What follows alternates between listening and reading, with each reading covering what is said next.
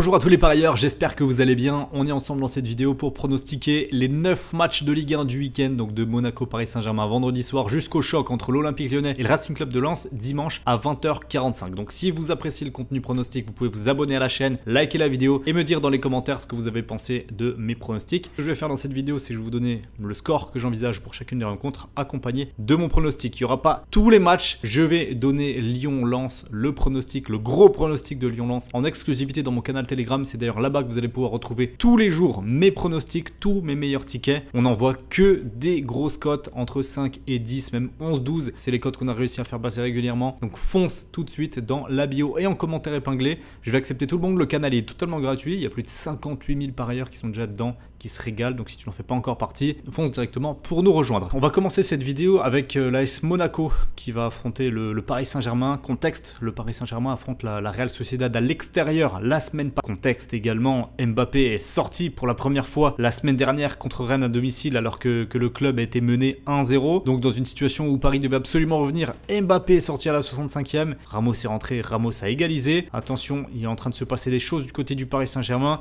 des prises de conscience. Bref, on verra maintenant ce que ça donne avant ce match de Ligue des Champions, sachant qu'au classement, il y a 11 points d'avance pour le Paris Saint-Germain par rapport à Brest qui est deuxième. Donc le match là est extrêmement large. L'AS Monaco, ce n'est autre que le troisième du classement avec 41 points. Ils ont 13 points de retard sur le PSG. Donc à voir comment Paris va se comporter dans ce match-là. Est-ce qu'ils vont vraiment jouer le coup à fond ou est-ce qu'il va y avoir de la préservation en vue du match capital face à la Real Sociedad à l'extérieur mardi prochain? On peut difficilement en douter. Paris arrive quand même à avoir une très bonne gestion entre les matchs de coupe, les matchs de championnat, les matchs de Ligue des Champions. Il y a vraiment très peu de trous là sur cette année 2024. On a vraiment une équipe du Paris Saint-Germain qui est en gestion quasiment tout le temps. Ils ne perdent plus sur les derniers matchs. Même la semaine dernière quand ils sont malmenés par Rennes, enfin malmenés quand ils n'arrivaient pas à déverrouiller le coffre-fort des Rennais, ils ont quand même réussi à égaliser. Sachant que Rennes, c'était l'équipe de Ligue 1 la plus en forme, hein, vraiment, en ce moment. On peut quand même légitimement penser qu'il y aura un résultat favorable face à l'AS Monaco. Sachant en plus que si on regarde vraiment les résultats cette saison, Paris, c'est 0 défaite à l'extérieur en championnat, seulement 3 matchs nuls concédés. Alors que l'AS Monaco, eh bien, il y a quand même eu 4 défaites à domicile. 1-0 contre Nice, 3-1 contre Reims, 1-0 contre Lyon, 2-1 contre Toulouse. Voilà, peu de résultats référence, si ce n'est un 3-0 victoire contre Lens et un 2-0 victoire contre Brest. Mais c'est compliqué. Le bilan à domicile est vraiment très compliqué. C'est pas l'une des meilleures équipes à domicile, hein. Ils ont seulement pris 19 points en 11 matchs. Monaco, ils sont dans le milieu du classement des équipes lorsqu'elles jouent à domicile. Donc pas de quoi non plus se dire que Monaco est une forteresse, un rocher imprenable. Donc ici, avantage Paris Saint-Germain quand même logique, sachant en plus qu'au match aller, il y a eu 5-2 victoire du Paris Saint-Germain. Donc lorsqu'on voit les cotes, Paris à 2-0-2 ici, ok, le nul est possible, mais Paris perdre, je pense pas. Clairement, c'est difficile à envisager. Donc nul ou Paris Saint-Germain et les deux équipes qui marquent, ça sera mon pronostic ici pour une belle cote à 1,94 et on va prendre quand même la victoire de Paris 2-1. Samedi à 17h, le Stade de Reims, qui vient tout juste de retrouver la victoire en battant le Havre 2-1 la semaine dernière, accueille une équipe de Lille qui ne s'impose plus à l'extérieur. Les derniers matchs, défaite 3-1 à Toulouse, défaite 3-1 à Paris, match nul 0-0 à Lille et défaite 2-1 à Strasbourg. Donc on a une équipe lilloise qui est très très forte à domicile, qui n'a perdu qu'un seul match cette saison. En revanche, il y a seulement 2 succès à l'extérieur en championnat. Pour une équipe qui vise le podium, c'est extrêmement insuffisant. Donc difficile d'aller les voir gagner sur la pelouse rémoise. Alors qu'il y avait eu un début d'année compliqué avec beaucoup d'absences, des blessures, des joueurs à la Coupe d'Afrique des Nations, à la Coupe d'Asie des Nations également. Maintenant, il va falloir voir avec tous ces retours comment l'équipe peut s'articuler. J'ai l'impression quand même qu'il y a moins la flamme avec Will Steele sur cette deuxième partie de saison. Il s'imagine déjà partir en Angleterre, il se voit déjà partir. Donc c'est pas très très rassurant. Si en plus on prend le fait que contre les top clubs à domicile, Reims a ses défaites 3-0 contre Paris, 2-1 contre Brest, 3-1 contre Monaco, 1 partout contre Lens, bref. Entre les top teams qui sont au-dessus d'eux, il n'y a pas de victoire. Donc difficile ici d'envisager réellement un vainqueur. L'issue la plus logique, honnêtement, c'est le match nul. La cote à 3,30 en plus, elle est belle cette cote. Je vais tenter en sec le nul entre Reims et Lille. Ça paraît vraiment être le résultat le plus logique ici. Et en termes de score, on va mettre un bon vieux 1 partout. À 21h, le Clermont Foot accueille l'Olympique de Marseille. Clermont qui est lanterne rouge de la Ligue 1 avec 17 points pris sur les 23 premiers matchs. Mais par contre, et ça c'est quand même vraiment surprenant, Marseille, c'est la pire équipe du championnat à l'extérieur. 7 points pris sur 11 matchs disputés. C'est moins que Lorient qui en a pris 9, que Clermont qui en a pris 10. Donc c'est c'est un rythme de relégable, hein, l'OM à l'extérieur. La seule victoire qu'il y a eu, c'était 4-2 sur la pelouse de Lorient, c'est dire. Donc pas sûr qu'ils arrivent à s'imposer. Le gros point positif, c'est que la dynamique en cours, elle est excellente pour les Marseillais depuis le départ de Gattuso et l'arrivée de Gasset. Il y a eu des matchs à chaque fois spectaculaires contre le Shakhtar et contre Montpellier, avec des victoires assez convaincantes, clairement, un état d'esprit retrouvé. Maintenant, ça va être le premier match de Gasset à l'extérieur. C'est pas le plus compliqué, honnêtement. Clermont à domicile, c'est 7 points pris en 11 matchs. Il n'y a pas de quoi s'affoler non plus pour l'OM ici, pas de danger immédiat. Il n'y a eu qu'une seule victoire, c'était contre Lorient. Les deux seules victoires, donc de Clermont à domicile et de l'OM à l'extérieur, c'était contre Lorient. Donc ici, logiquement, le résultat le plus statistiquement probable, c'est le nul, cote à 3,58. Il y en a bien un des deux, entre Reims, Lille et Clermont-Marseille, qui va se terminer en nul. Je vais le tenter aussi ici. C'est vraiment une grosse prise de risque, ces deux nuls là, mais honnêtement il y a bien un des deux matchs qui va se terminer en nul. Ça paraît tellement statistiquement évident que vu les cotes il faut le tenter clairement. En termes de score, on va partir sur un match nul un partout là aussi. Le dimanche à 13h on a Toulouse, le TFC qui va beaucoup mieux en ce moment, qui affronte une équipe de Nice qui au contraire enchaîne les résultats décevants avec 4 matchs maintenant sans victoire et surtout très peu de buts marqués. Sur ces 4 matchs sans victoire, il y a un seul match dans lequel ils ont mis des buts, c'était 2 buts à domicile contre Monaco. Donc voilà, ça va être compliqué face à Toulouse au Stadium qui reste sur 2 victoires consécutives contre Monaco et contre Lille, hein, donc pas n'importe qui. Ça améliore grandement leur bilan qui était quand même pas fameux. Nice n'y arrive plus en ce moment. Il reste vraiment sur des grosses contre-performances et surtout un contenu de jeu qui n'est pas rassurant du tout. Donc ici, avantage Toulouse. Avantage Toulouse logiquement, même s'il n'y a que 2 victoires en championnat. On a un résultat qui est quand même délicat à pronostiquer. J'aurais envie de prendre la victoire de Toulouse à domicile au Stadium, cote à 3,30. Sans Coupe d'Europe maintenant, ils sont relâchés. Ils sont sortis la tête haute contre Benfica, ils ont été revanchards en championnat, ils ont tapé le LOSC, ils ont tapé Monaco. Ils peuvent enchaîner avec Nice très clairement. C'est une belle équipe quand même, Toulouse, il me semble, sur cette deuxième partie de saison. Ils sont dans la dynamique plus en confiance que l'OGC Nice. Donc victoire de Toulouse à 3,30. Décidément, on enchaîne les belles cotes. À 15h, on a ensuite le multiplex qui démarre.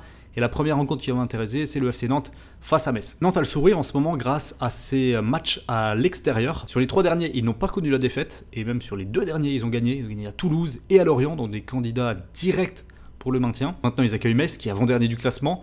C'est quasiment une balle de match pour éviter la relégation directe, peut-être pas le barrage encore, mais au moins la relégation directe. À domicile, ils seraient bien inspirés de la convertir, cette balle de match. Il n'y a eu que 3 victoires dans leur stade à la Beaujoire. C'est quand même extrêmement surprenant quand on connaît l'enceinte. Sur les 4 derniers matchs à domicile, il n'y a eu qu'un seul but marqué, donc il y a quand même pas mal de difficultés pour Nantes. Maintenant, sur les adversaires récents, il y a eu Paris, il y a eu Lens, il y a eu Brest, donc c'était des matchs quand même compliqués. Et la dynamique de Metz, c'est tout simplement la pire équipe sur les 8 derniers matchs. Un seul point pris. C'est vraiment dramatique les Messins. Je pense qu'ils n'y arriveront pas, clairement. Donc ici, victoire de Nantes, ça paraît être l'option la plus probable. C'est un avis partagé par les bookmakers avec une cote de 1,78.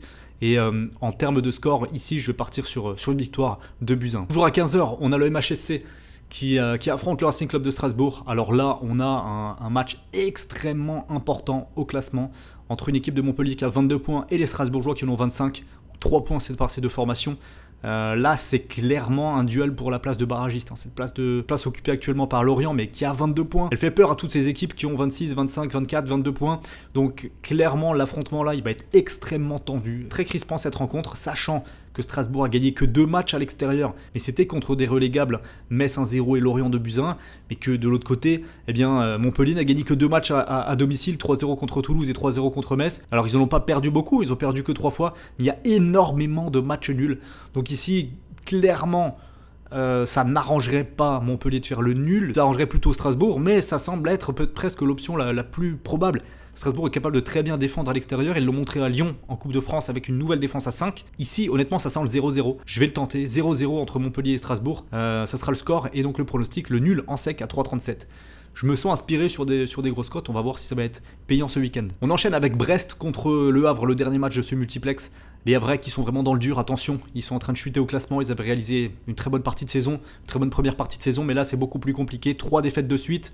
Et bien une place qui glisse au classement, surtout qu'ils vont jouer à Brest. C'est l'équipe en forme. Mis à part Rennes, sur les 8 derniers matchs, il n'y a personne qui a pris plus de points. Les Brestois ont pris 18 points sur les 8 derniers matchs. Ils sont 2e au classement. Bref, c'est vraiment une dinguerie les Brestois dans leur stade. Une seule défaite, c'était 3-2 contre le Paris Saint-Germain. Donc ça paraît improbable de voir Brest perdre ici, surtout que le Havre est vraiment dans une phase difficile en ce moment. Donc victoire de Brest ici, ça semble être l'option la plus logique. Cote à 1,56, je ne vais pas aller contre cette logique. Et en termes de score, on va prendre un très court 1-0. Je pense que ça va être un match très disputé quand même, puisque le Havre joue son maintien. Il leur faut des points, ils ne sont pas non plus en décomposition totale, ils sont en méforme mais pas en décomposition, donc ça va être serré. Maintenant on passe au match de 17h qui oppose le Stade Rennais. C'est l'équipe la plus en forme de Ligue 1, 20 points pris sur les 8 derniers matchs, c'est 2 de plus que le Paris Saint-Germain, 2 de plus que Brest. Et avec la performance qu'ils ont réalisée sur la pelouse du Parc des Princes la semaine dernière, avec ce match nul un partout où ils se sont presque sentis lésés, ça peut encore plus les souder pour la fin de saison et les faire aller très très haut potentiellement cette équipe rennaise. Ils vont jouer contre Lorient qui allait beaucoup mieux, qui avait eu 3 victoires de suite et qui a perdu contre Nantes à domicile 1-0 le week-end dernier. Ça fait mal à la tête, d'autant plus qu'à l'extérieur, Lorient c'est l'avant-dernière équipe avec le moins de points, 9 points pris en 11 matchs seulement. Il n'y a que l'OM qui a fait pire. Donc clairement ici, la logique, ça voudrait être une victoire et même assez large du Stade Rennais avec pas mal de buts dans le match. Je vais le tenter ici. Rennes gagne avec plus d'1,5 but dans la rencontre pour une belle cote à 1,68. Et on terminera donc cette vidéo par l'Olympique Lyonnais à qui rien ne résiste en ce moment. En championnat, tout va bien avec 4 victoires consécutives. Dans cet intervalle, il y a eu également des victoires en Coupe de France. La dernière, cette semaine, au tir au but face à Strasbourg. Donc il y a une place de demi-finaliste pour l'OL en Coupe de France. Attention à la fin de saison des Lyonnais, attention. Alors ça va pas être facile contre Lens, mais c'est largement jouable. Parce que cette équipe lensoise, cette saison, elle est quand même beaucoup moins forte.